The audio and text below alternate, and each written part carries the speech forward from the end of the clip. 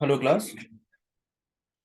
देखो, आज जो टॉपिक मैं आज के साथ डिस्कस करने जा रहा हूँ, ये कॉर्पोरेट अकाउंटिंग का एक इम्पॉर्टेंट टॉपिक है। ठीक है। और इस टॉपिक का नाम है क्या? Accounting for insurance company. जैसा कि आप लोग जानते हो कि जब आप कॉर्पोरेट अकाउंटिंग की बात करते हो तो बेसिकली हम बात करते हैं एडवांस्ड अकाउंटिंग की। ठीक है। यानी वो अकाउंटिंग जो कि आपके नॉर्मल अकाउंटिंग से अलग होती है। ठीक। जब आप एडवांस अकाउंटिंग की बात करते हो या फिर कॉर्पोरेट अकाउंटिंग की बात करते हो, तो कॉर्पोरेट अकाउंटिंग में बेसिकली हमें जो अकाउंटिंग सीखनी होती है वो अकाउंटिंग हम सीखते हैं किसके रिस्पेक्ट में?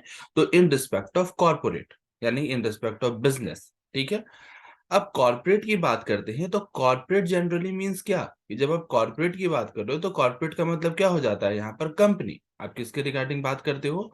तो यहाँ पे यू आर टॉकिंग अबाउट क्या? Accounting in respect of company. Clear? जब आप कंपनी की बात करते हो तो कंपनी दो तरीके से काम करती है। पहला कंपनी जो कि होता है नॉर्मल कंपनी। ठीक है, नॉर्मल कंपनी। और दूसरा वो कंपनी होती है that is consider as a क्या? Special company. ठीक है। और इसी स्पेशल कंपनी के लिए जो अकाउंटिंग की जाती है that is considered an specialized accounting, और उसी को कॉर्पोरेट अकाउंटिंग भी कही जाती है। जब आप बात करते हो नॉर्मल कंपनी की, तो यहां पर जो अकाउंटिंग ट्रीटमेंट आप करते हो वो किसके तहत करते हो? तो कंपनी एक्ट 2013 के तहत करते हो। लेकिन जब आप स्पेशलाइज्ड अकाउंटिंग की बात करते हो या फिर स्पेशलाइज्ड कंपनी के अकाउंटिंग की बात करते हो, तो सिंस स्पेशलाइज्ड कंपनी वो कंपनी होती है जिसका फॉर्मेशन एक स्पेशल एक्ट के द्वारा हुआ हो। ठीक है। और इसी स्पेशल एक्ट के तहत उसके अंदर की अकाउंटिंग हो रही हो। फॉर एग्जाम्पल के तौर पर बैंकिंग कंपनी। अब ये बैंकिंग कंपनी किसके द्वारा रेगुलेट होती है? तो बैंकिंग एंड इंश्योरेंस एक्ट के द्वारा रेगुलेट होती है। रेलवे कंपनी, अब ये किसके द्वारा रेगुलेट होती है? तो ये रेलवे एक्ट के द्वारा रेगुलेट होती है। और उसी तरीके से एक कंपनी काम करती है that is considered an insurance company, जो कि रेगुलेट होती है क्या? इंश्योरेंस रेगुलेटरी डेवलपमेंट एक्ट के द्वारा, यानी IRDAI के द्वारा, यानी IRDAI के द्वारा इसको क्या किया जाता है? रेगुलेट किया जाता है। जिसके कारण इसकी अकाउंटिंग भी किसके तहत होती है? तो एज पर स्पेशल एक्ट के थ्रू होती है। तो अभी के टॉपिक में यानी अभी के क्लास में हम बात करेंगे किसके रिगार्डिंग? तो इसी इंश्योरेंस कंपनी के अकाउंटिंग के रिगार्डिंग, जो कि हमें क्या करना है? पढ़ना है, और ये हमारे सिलेबस का पार्ट है। लेकिन जब बात करते हुए अकाउंटिंग फॉर इंश्योरेंस कंपनी की, तो अकाउंटिंग फॉर इंश्योरेंस कंपनी को करने से पहले यानी पढ़ने से पहले हमें यह जानना होगा कि ये इंश्योरेंस कंपनी है क्या, या ये इंश्योरेंस है क्या। तो देखो, जब आप बात करते हो इंश्योरेंस की, तो इंश्योरेंस कहता है क्या कि इंश्योरेंस इज अ कॉन्ट्रैक्ट। ध्यान से समझना, इंश्योरेंस क्या है? तो नॉर्मल टर्म पे कहता है क्या कि इंश्योरेंस कुछ नहीं बल्कि क्या है? एक तरीका का कॉन्ट्रैक्ट है। ठीक है। जब आप बात कर रहे हो कॉन्ट्रैक्ट की, तो ये कॉन्ट्रैक्ट है किन लोगों के बीच में? तो कहता है क्या? It is a contract between two parties. अब कॉन्ट्रैक्ट बिटवीन टू पार्टीज का मतलब समझो, यानी दो लोगों के बीच में किया जाने वाला कॉन्ट्रैक्ट है। Who comes together, who comes together कहने का मतलब क्या? कि दोनों एक साथ आएंगे। अब यहां पर जब दोनों साथ में आएंगे तो कौन सा रिलेशनशिप स्टैब्लिश्ड होगा इन दोनों के बीच में? तो यहां पर जो रिलेशनशिप स्टैब्लिश्ड होगा that is consider as a क्या? Legal relationship. दोनों एक दूसरे के साथ कैसे रिलेशनशिप में आएंगे? लीगल रिलेशनशिप में आएंगे। क्लियर हो गया? जब लीगल रिलेशनशिप की बात की जाएगी, मतलब क्या होगा कि वो रिलेशनशिप किसके द्वारा बाउंडेशन में होगा? तो वो इंश्योरेंस एक्ट के द्वारा बाउंडेशंस में आएगा। ठीक है। जब ये लीगल रिलेशनशिप होगा तो ये लीगल रिलेशनशिप किस तरीके से होगा? तो that legal relationship are happened in such a way, वो इस तरीके से होगा that one party after paying a certain amount of money, जहां पर एक पार्टी क्या करेगा? एक सर्टेन अमाउंट ऑफ मनी का पेमेंट करेगा, और दूसरी पार्टी होगी and the another party insure the risk of that party, और दूसरी पार्टी क्या करेगी? इंश्योर करेगी रिस्क उस पहली पार्टी का। Clear? And if uncertainty happen, अगर कोई तरीके का अनसर्टेनिटी होता है, जरूरी नहीं है कि अनसर्टेनिटी हो, लेकिन अगर कोई तरीके का अनसर्टेनिटी होता है, तो other party इंडेमनिफाई the losses of one party. और जब कोई तरीका का इंडेमनिफिट सॉरी अनसर्टेनिटी होती है, तो इस केस में वो अदर पार्टी क्या करेगी, इंडेमनीफाई करेगी, यानी कंपनसेट करेगी किस चीज को, तो वो लॉसेस को जो कि अकर्ड की गई होगी उस पार्टी के द्वारा। अब देखो इसको थोड़ा सा बेटर वे में अगर मैं समझाना चाहूं तो इस तरीके से समझना कि मान लो दो पार्टी, समझना, मान लो दो पार्टी, एक पार्टी का नाम है राम और एक पार्टी का नाम है क्या, एक्स वाई जेड कंपनी। ठीक है, X Y Z company. Clear. Ram का क्या है, राम की एक शॉप है। ठीक है, राम की एक शॉप है, मान लेते हैं किस चीज की शॉप है, तो इसकी कौन सी शॉप की बात की जाए, तो मान लो राम की क्या है, रिटेल शॉप है। ठीक है, जहां पर वो क्या रखते हैं, स्टॉक्स मेंटेन करते हैं, गुड्स को मेंटेन करते हैं। ठीक है, अब स्टॉक मेंटेन करते हैं, गुड्स को मेंटेन करते हैं। अब राम को ना हमेशा डर रहता है, किस बात का डर, कि मान लो कि स्टॉक और ये गुड्स किसी तरीके से अगर डिस्ट्रॉयड हो गए फायर से, तो मेरा तो क्या हो जाएगा, लाखों का नुकसान हो जाएगा, यानी लॉस ऑफ क्या हो जाएगा, लॉस ऑफ लैक्स। लैक्स का क्या हो जाएगा, लाख रुपए का क्या हो जाएगा, नुकसान हो जाएगा। ठीक है, और अगर ऐसा होता है तो मैं तो पूरी तरीके से बर्बाद हो जाऊंगा। इस केस में ये क्या करते हैं, अपने दोस्त से बात करते हैं, और दोस्त का नाम क्या है, मान लो मोहन। मोहन उनको क्या कहता है कि राम एक काम करो, कि तुम्हें यह डर है ना कि तुम्हारा जो सामान है यानी तुम्हारा जो स्टॉक है वो क्या तुमको बर्बाद होने का डर लग रहा है, तो तुमको लग रहा है कि तुम्हारी दुकान में अगर शॉर्ट सर्किट हो गई तो वो लॉस्ट हो जाएगा, किससे, फायर से। तो एक काम करो, बताओ तुम्हारे पास स्टॉक कितने का है। ये कहता है क्या कि मेरे पास स्टॉक है कितने का, 5 लाख रुपए का। क्लियर। मोहन कहता है क्या कि राम तुम क्या करो, एक्स वाई जेड कंपनी के पास जाओ और उनको बताओ क्या कि तुम्हारे पास 5 लाख रुपए का स्टॉक है, जिसको तुम क्या करना चाहते हो, सिक्योर करना चाहते हो उस लॉसेस से जो कि अनसर्टेनिटी नेचर पे है, और वो लॉसेस अकर्ड हो सकती हैं, मे बी और may be not. Clear. Ram क्या करता है, एक्स वाई जेड कंपनी के पास जाता है और एक्स वाई जेड कंपनी को यह बताता है कि मेरे पास एक शॉप है जहां पर स्टॉक्स मेंटेन है 5 लाख रुपए का। मुझे यह डर रहता है कि मुझे क्या डर रहता है कि ये स्टॉक अगर फायर से बर्बाद हो जाता है, जल जाता है, तो मुझे लॉसेस सहना पड़ेगा। एक्स वाई जेड कंपनी कहती है कि आप क्या कीजिए, मेरे साथ एक कॉन्ट्रैक्चुअल रिलेशनशिप में आइए। किसमें, तो कॉन्ट्रैक्चुअल रिलेशनशिप। राम कहते हैं इससे क्या होगा, तो कहता है क्या कि जैसे ही आप कॉन्ट्रैक्चुअल रिलेशनशिप में आएंगे, हम लोग दो व्यक्ति कहलाएंगे। आप क्या कहलाइएगा, you are consider as an insured and I am consider as a क्या, इंश्योरर। मैं क्या करूंगा कि आपके इस गुड्स का को क्या करूंगा, मैं इस गुड्स से जो लॉसेस हो सकते हैं जिसका आपको डर है, यानी अनसर्टेनिटी रिस्क है, उस रिस्क को क्या करूंगा, मैं टेकन करूंगा, वो रिस्क मैं क्या कर लूंगा, टेकन कर लूंगा। ठीक है, और अगर ये रिस्क अकर्ड होता है फ्यूचर में, तो आपके 5 लाख रुपए का पेमेंट कौन करूंगा, मैं करूंगा। आपके 5 लाख रुपए का पेमेंट क्या करूंगा, मैं करूंगा। ठीक है।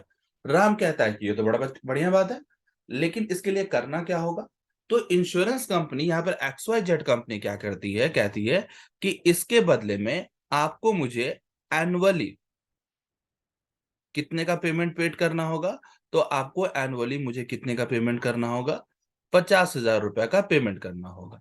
और अगर उस दौरान, उस पेमेंट के दौरान, यानी उस एनुअल बेसिस पर अगर आपके स्टॉक में आग लग जाती है, तो मैं आपको 5 लाख रुपए का पेमेंट कर दूंगा। बहुत अच्छी बात। लेकिन राम कहता है कि सर अगर आग नहीं लगी तो इंश्योर, तो एक्स वाई जेड कंपनी कहती है ये तो अच्छी बात है, आग नहीं लगी तो कोई दिक्कत नहीं, ये 5 लाख रुपए के बदले में यह 50,000 रुपया आपको मुझे देना ही देना होगा। क्यों, क्योंकि मैं आपके रिस्क को टेकन करने की बात कर रहा हूं। यहां पर जो कॉन्ट्रैक्चुअल रिलेशनशिप दोनों में स्टैब्लिश्ड हुआ, that relationship is consider as a क्या, इंश्योरेंस रिलेशन। क्लियर। यहां पर जो दो पार्टीज आई, राम जिसके रिस्क को इंश्योर किया जा रहा था, that Ram is consider as an insured, और जिसके रिस्क को, राम के रिस्क को जो इंश्योर्ड कर रहा था, that is consider as an insurer. वो 5 लाख रुपया का अमाउंट जिसकी रिगार्डिंग रिस्क लिया जा रहा है, that is consider as a policy amount. और वो 50,000 रुपया जिसका पेमेंट किया जा रहा है एनुअल बेसिस पर, that is consider as a क्या, प्रीमियम अमाउंट। वो अमाउंट जो कि रिस्क अकर्ड होने पर, यानी अनसर्टेनिटी अकर्ड होने पर पेड किया जाएगा, that is considered insured value. और वो अमाउंट जो कि प्रीमियम के तौर पर ले लिया गया है, लेकिन उस साल कोई अनसर्टेनिटी नहीं हुई है, तो that amount is consider as a क्या, reserve for unexpired risk. Clear है यहां तक? कोई दिक्कत नहीं। अब जब बात कर रहे थे यहां पर हम लोग इंश्योरेंस की, तो हमने आपको क्या बता दिया कि यहां मेनली ये क्या करेगा, दो पार्टी को इंक्लूड करेगा। पहला पार्टी होगा इंश्योरर और दूसरा पार्टी होगा क्या, इंश्योर्ड। क्लियर हो गया? इंश्योरर कहने का मतलब वो पार्टी जो कि अंडरटेक करेगा रिस्क ऑफ अदर पार्टी को, और इंश्योर्ड कहने का मतलब वो पार्टी जिसके रिस्क को इंश्योर्ड किया जाएगा, किसके द्वारा, इंश्योरेंस कंपनी के द्वारा। जो कॉन्ट्रैक्ट इन दोनों को लीगली बाउंड करेगा, जो डॉक्यूमेंट होगा, that document is considered insurance policy. और जो प्रीमियम यानी जो अमाउंट पेड किया जाएगा एनुअल बेसिस पर, क्वार्टरली बेसिस पर, मंथली बेसिस पर, हाफ ईयरली बेसिस पर, that amount is considered premium. Clear हो गया यहां तक? जब आप बात करते हो इंश्योरेंस की, ठीक है, तो इंश्योरेंस मेनली खुद को दो भागों में बांटता है, समझना। इंश्योरेंस मेनली खुद को कितने भाग में बांटता है, दो भाग में। पहला इंश्योरेंस होता है, that insurance consider as a क्या, life insurance. And the second insurance is consider as a क्या, जनरल इंश्योरेंस। अब दोनों समझ लो, तुम लोग को मैं इजी वे में इसको समझाने की कोशिश करता हूं। ठीक है, सबसे पहले बात करते हैं लाइफ इंश्योरेंस की। ठीक है, देखो लाइफ इंश्योरेंस क्या होता है। सबसे पहले बात किसकी कर रहे हैं, यहां लिख रहे हैं, सबसे पहले बात कर रहे हैं किसकी, लाइफ इंश्योरेंस की। समझो, अब एक बात बताओ, आपसे मैं पूछूं, क्या किसी को यह पता है कि अगले 5 मिनट के बाद उसके साथ क्या होने वाला है? क्या कोई जानता है अगले 5 मिनट के बाद उसके साथ क्या होने वाला है? तुम बोलोगे कि हाँ सर, खाना खाने जाने वाले।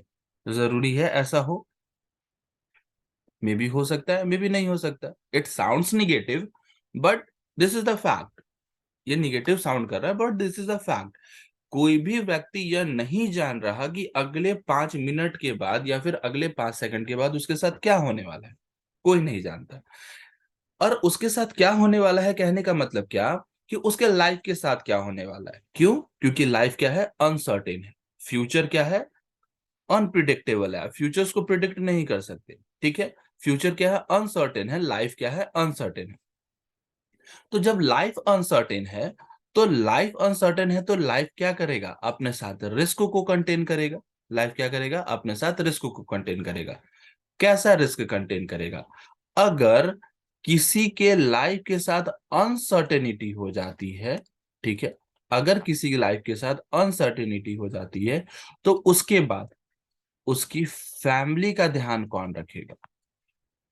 फैमिली का ध्यान कहने का मतलब क्या, कि उसके फैमिली के जो फाइनेंशियल नीड्स हैं उसका ध्यान कौन रखेगा। Clear?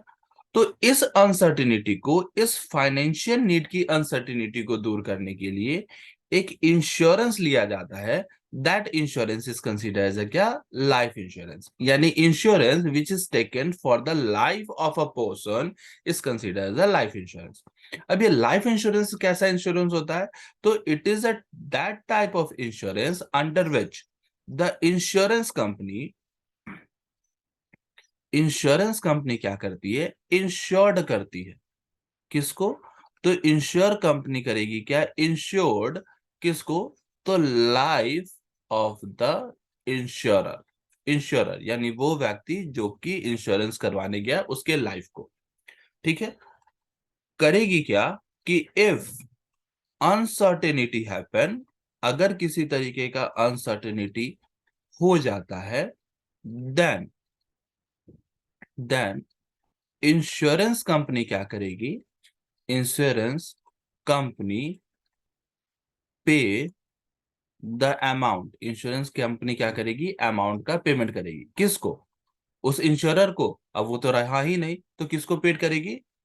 To the legal heir और रिप्रेजेंटेटिव, उनको पेमेंट करेगी। इफ अनसर्टेनिटी नॉट हैपन, अगर अनसर्टेनिटी नहीं होता है तो then sum total of deposited premium, जो भी प्रीमियम उन्होंने डिपॉजिट किया होगा वो sum total of deposit premium along with bonus paid to insurer, वो किसको पेड किया जाएगा? इंश्योरर को पेड किया जाएगा। और यह जो इंश्योरेंस होगा वो मेनली लिया जाएगा for a long period of time, मान लो 20 साल या 30 साल। ठीक है, अगर 20 साल या 30 साल के अंदर उस इंश्योर्ड की लाइफ को कुछ तरीके से हानि होती है तो इंश्योरेंस कंपनी उसके लीगल हायर को पेमेंट करेगी। अगर कोई तरीके का हानि नहीं होता है तो उसी व्यक्ति को यानी इंश्योर्ड व्यक्ति को ही क्या कर दिया जाएगा? पेमेंट कर दिया जाएगा इंश्योरेंस कंपनी के द्वारा along with the bonus. This type of insurance is mainly taken for the purpose of investment. ठीक है, क्यों? क्योंकि जब आपने टैक्सेशन को पढ़ा होगा तो आपने टैक्सेशन में सेक्शन 80C पढ़ा होगा, और वहां लिखा होता है क्या कि अगर किसी व्यक्ति ने अपने लाइफ इंश्योरेंस लिया है अपना, अपने स्पाउस का, अपने चाइल्ड का, तो उनको क्या मिलता है? डिडक्शन मिलता है अंडर सेक्शन 80C। तो life insurance mainly taken for the purpose of क्या? अपने लाइफ को सिक्योर करने के लिए और साथ ही साथ for the purpose of investment. लेकिन लाइफ इंश्योरेंस के अलावा भी एक इंश्योरेंस काम करती है, that insurance is considered as general insurance. अब ये जनरल इंश्योरेंस क्या है? तो कहता है क्या कि वो इंश्योरेंस जो कि लाइफ इंश्योरेंस नहीं होगा। ठीक होगा, कहने का मतलब क्या कि वो इंश्योरेंस जो कि लाइफ इंश्योरेंस नहीं होगा वो क्या कहलाएगा? General insurance. अब कौन कौन सा इंश्योरेंस लाइफ इंश्योरेंस नहीं होगा, समझो। एग्जाम्पल के तौर पर समझना, अभी मैंने बताया कि मेरी शॉप है और मेरे शॉप में स्टॉक रखा हुआ है, तो स्टॉक में आग लग सकती है। ठीक है, मान लो कि मैं शिपमेंट के थ्रू सामान मंगवा रहा हूं और हो सकता है कि शिपमेंट मेरा यानी शिप मेरा क्या हो जाए? सिंक कर जाए। या फिर फ्लाइट से मैं सामान मंगा रहा हूं और फ्लाइट मेरी क्या कर जाए? क्रैश कर जाए, मेरा नुकसान हो जाएगा। हो सकता है कि मैं ट्रांसपोर्टेशन के थ्रू सामान मंगा रहा हूं और उस ट्रांसपोर्टेशन का ही एक्सीडेंट हो जाए। ठीक है, या इन सब के अलावा भी कोई ऐसी नेचुरल क्लाइमेट आ जाए जिस पर मेरा कंट्रोल ना हो, तो उनके लिए जो इंश्योरेंस हम लेते हैं that type of insurance is considered as क्या है? General insurance. So general insurance mainly refers to that type of insurance which is taken other than a क्या? Life insurance. Mainly this type of insurance is taken in respect of fire, in respect of marine, in respect of accidental, and in respect of other. Health insurance is also a part of general insurance. Keep it in mind that a health insurance is also a part of general insurance. ठीक है, अब बात करते हैं कि sir fire insurance क्या होगा। तो फायर इंश्योरेंस कहने का मतलब वो सारा इंश्योरेंस जहां पर इंश्योरेंस कंपनी क्या करेगी? अंडरटेक करेगी किसकी? तो रिस्क ऑफ द इंश्योरर, किसके रिगार्डिंग? तो उस लॉसेस के रिगार्डिंग जो कि अकर्ड हो सकते हैं किसके कारण? विद द फायर, यानी फायर के कारण जो लॉसेस हो सकते हैं, यानी स्टॉक वगैरह में आग लग सकता है। यहां पर आपको ध्यान रखना होगा कि इंश्योरेंस कंपनी उतने ही अमाउंट का कंपनसेशन पेड करेगी जितने अमाउंट का इंश्योरेंस करवाया गया होगा। इसको समझो, मान लो कि मेरे पास गोडाउन में स्टॉक है 5 लाख रुपए का, मैंने इंश्योरेंस करवाया कितने का? 3 लाख रुपया। तो इंश्योरेंस कंपनी मुझे मैक्सिमम कितना पेमेंट कर सकती है? 3 लाख, ना कि 5 लाख रुपए। क्लियर है? दूसरा इंश्योरेंस जो हमारे पास काम करता है that second insurance is considered ना मरीन इंश्योरेंस। अब ये मरीन इंश्योरेंस क्या होता है? तो मरीन इंश्योरेंस करने का मतलब कि एक ऐसा फॉर्म ऑफ इंश्योरेंस जहां पर हम अपने लॉसेस यानी जहां पर हम अपने गुड्स को क्या करते हैं? सिक्योर्ड करते हैं from the risk which is to be arises due to marine, यानी सिंकिंग के कारण, डूब जाने के कारण, फ्लाइट क्रैश होने के कारण। हमेशा ध्यान रखना है कि ये स्टॉक के रिस्पेक्ट में होगा, गुड्स के रिस्पेक्ट में। ठीक है, तीसरा एक्सीडेंटल, यानी ये उस टाइप का इंश्योरेंस होगा जो कि किया जाएगा किसके रिगार्डिंग, तो इंश्योरेंस एक्सीडेंट के रिगार्डिंग। जैसे आप लोग क्या करते हो, देखा होगा कि लोग बाइक लेते हैं या कार लेते हैं, तो बाइक और कार लेते समय इंश्योरेंस करवाते हैं ना, तो वो बाइक और कार इंश्योरेंस कौन सा इंश्योरेंस होता है, तो दैट इज कंसिडर्ड ना एक्सीडेंटल इंश्योरेंस। इन सब के अलावा भी हमारे डे टू डे लाइफ में बहुत सारी इंश्योरेंस होती है। That insurance is considered as क्या, अदर इंश्योरेंस। लाइक बहुत सारे लोग क्या करेंगे, अपने वॉइस का इंश्योरेंस करवा लेंगे। अब मेरा प्रोफेशन है पढ़ाना, अगर मेरा गला खराब हो जाएगा तो मैं कैसे पढ़ाऊंगा, तो उस केस में मैं अपने वॉइस का इंश्योरेंस करवा लेता हूँ, दैट इज वॉइस इंश्योरेंस। मान लो डांसर्स, डांसर्स के लिए क्या जरूरी है, लेग जरूरी है, उन्होंने अपने लेग का इंश्योरेंस करवा लिया, leg insurance.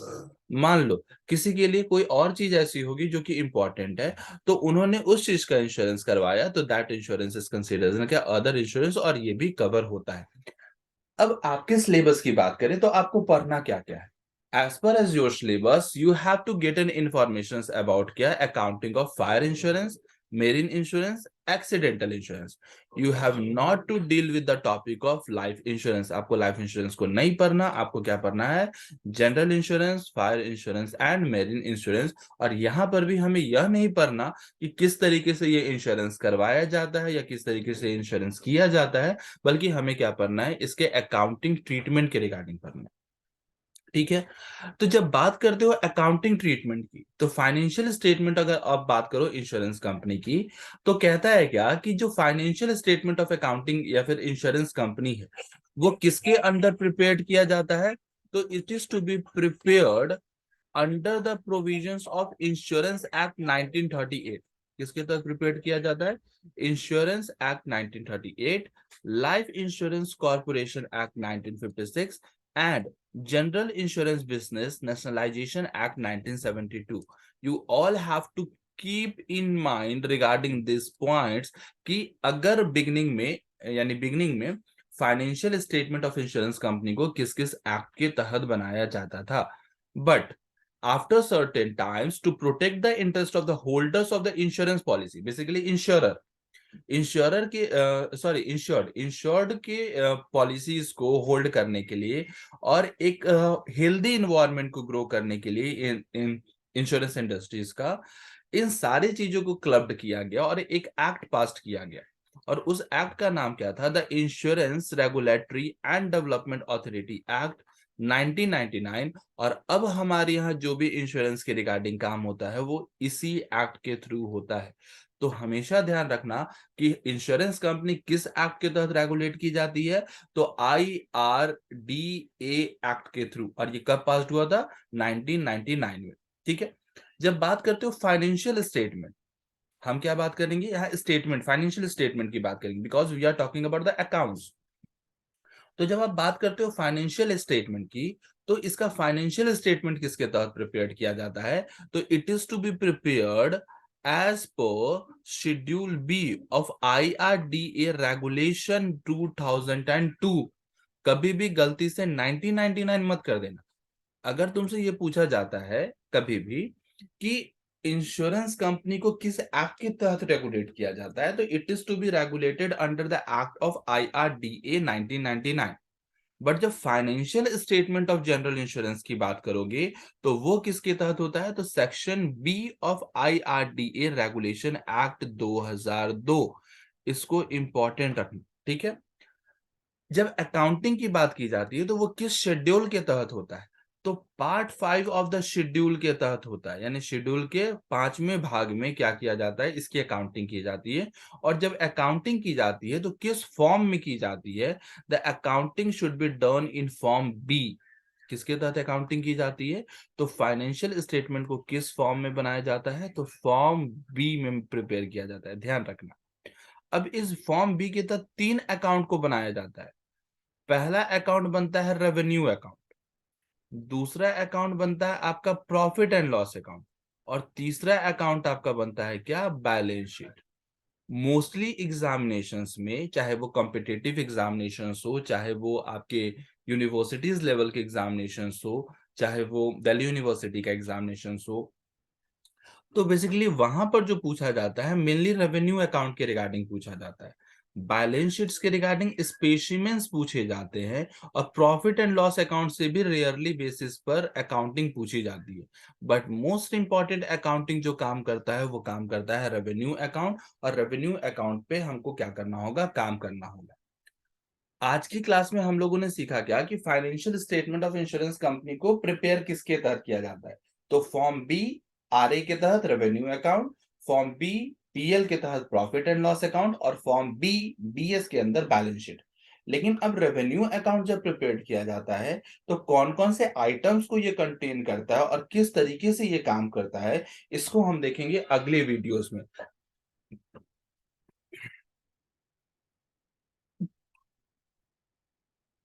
So thank you for the class, I hope आपको वीडियो अच्छा लगा होगा।